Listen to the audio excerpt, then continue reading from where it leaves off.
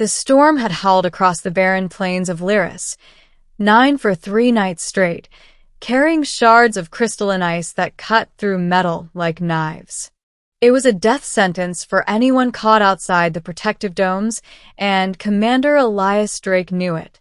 That was why he pressed on through the white haze, visor frosted, every step crunching over frozen terrain, heart hammering with the certainty that if he didn't find shelter soon, he'd join the countless wreckage buried beneath this alien snow. But then he saw her. At first, she looked like nothing more than a heap of crystal shards against the broken rocks. But as Elias stumbled closer, his headlamp caught the outline of a body, slender, fragile, with skin the color of moonlit silver.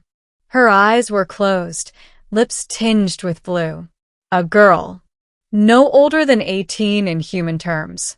And she wasn't human. Her faint breath fogged the air, and the tremor of her chest told him she clung to life by threads. Elias dropped to his knees, instincts overriding fear. He didn't know her species. He didn't know if touching her would burn his skin or poison his blood. But he couldn't leave her. He unclipped his emergency thermal blanket, pulling her into his arms. She was shockingly light, as if bones were hollow, and colder than the ice beneath them. Wrapping the blanket around both of them, Elias activated the heat cells.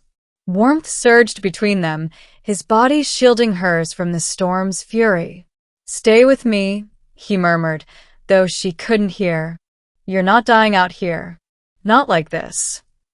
The storm raged through the night, but Elias refused to let her go. He held her tighter, whispering nonsense to keep his own sanity, and eventually felt the faintest stir, the flicker of life awakening in the alien girl he had chosen to save. The awakening. When dawn broke, the storm dissipated like smoke in sunlight. Lyris 9's twin suns rose, their light refracting across the crystalline plains into 1,000 colors: emerald, violet, sapphire.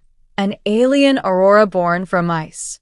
Elias blinked against the glow, exhausted but alive. The girl stirred in his arms.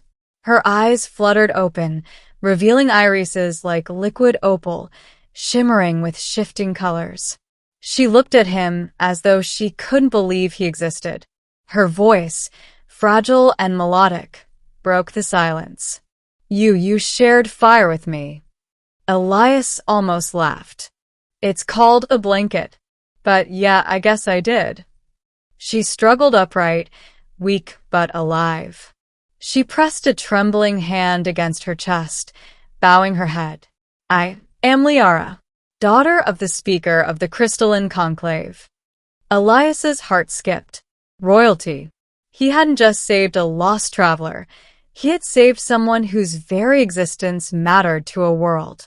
Liara's gaze drifted to the horizon, to the crystal fields now alive with light. "Our world honors those who give warmth in the cold. At sunrise, we give thanks. And today, we thank you." The middle secrets of a dying world. Elias escorted Liara back toward the domes he had been searching for. They weren't human shelters, but alien ones. Structures that shimmered with crystalline walls grown directly from the planet itself. They pulsed faintly, alive with inner light. As they approached, guards emerged, clad in armor of iridescent shards.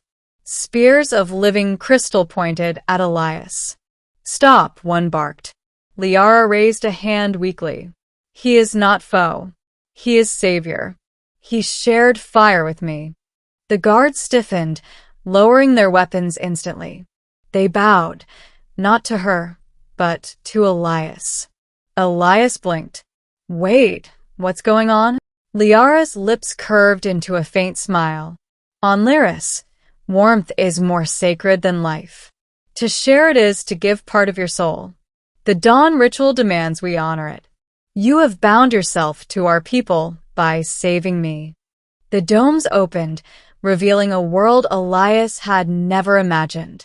The interiors glowed with soft light, crystals growing like trees, humming with resonance. Alien children ran barefoot across glassy floors, laughter echoing like bells. Yet beneath the beauty lingered something darker, shadows and faces, whispers of despair. Liara, though frail, guided him deeper. Our suns are dying. The warmth grows weaker each cycle. My people wither. And now, the conclave is divided, whether to fight for survival or fade with dignity. Elias felt the weight of her words. And you? What do you believe? She looked at him with those opal eyes.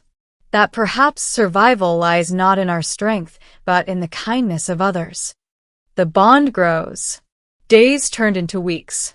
Elias remained among the Lyrisians, studying their technology, learning their songs of resonance that manipulated crystal as humans bent steel.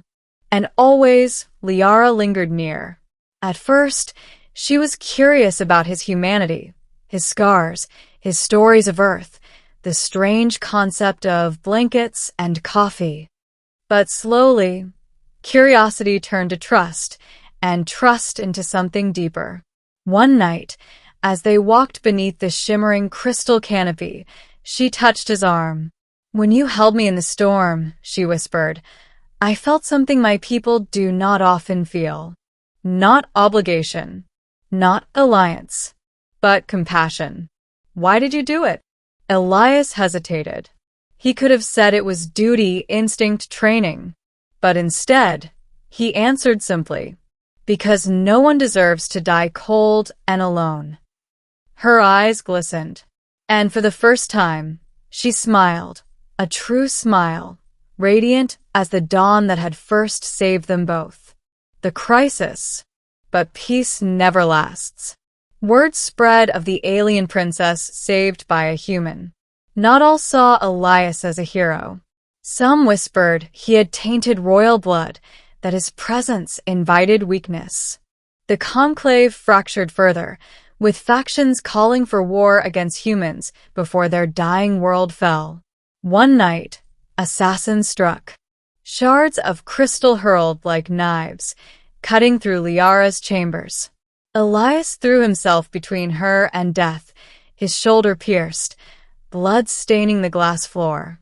Liara screamed, and with a cry that resonated like thunder, the crystals around her exploded outward, shattering the assassin's weapons. They fled, leaving silence behind. Elias, bleeding but alive, looked up at her in awe. You never told me you could do that. Tears streaked her silver skin. I never could. Not until you.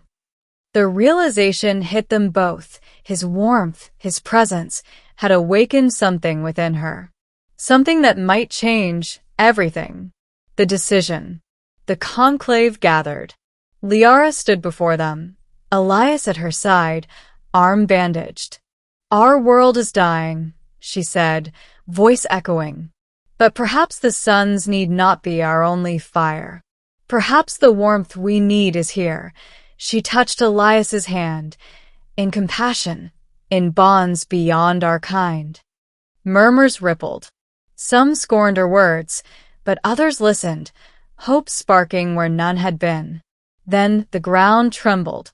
Outside, the ice plains cracked, fissures glowing as the planet's unstable core surged.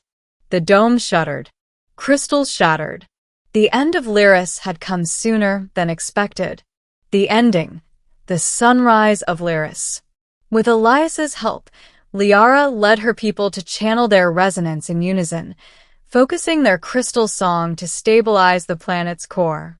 It was dangerous, untested, but it was all they had.